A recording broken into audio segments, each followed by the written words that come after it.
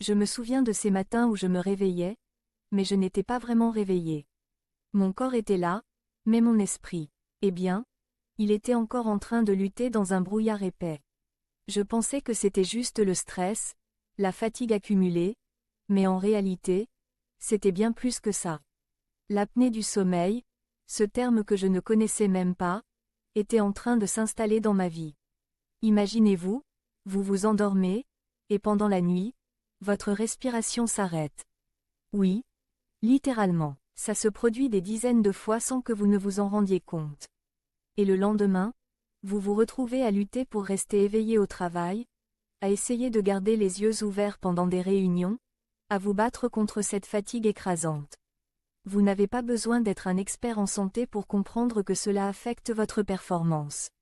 Je me suis surpris à faire des erreurs que je n'aurais jamais commises, à perdre le fil de mes pensées, à me sentir irritable.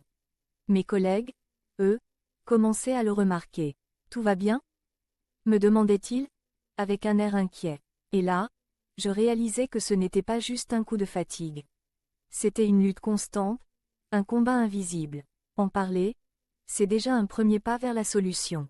Si vous vous sentez comme moi, sachez que vous n'êtes pas seul. Il y a des moyens de gérer ça, des solutions à explorer. Parfois, il suffit d'un simple rendez-vous chez le médecin pour changer la donne. Ne laissez pas l'apnée du sommeil vous voler votre vie, votre énergie, votre passion. Si vous souhaitez en savoir plus sur le sommeil, je vous invite à consulter mon e-book « Adieu Insomnie ». Vous trouverez le lien dans la description. Prenez soin de vous, parce que vous méritez de vous réveiller pleinement vivant chaque matin.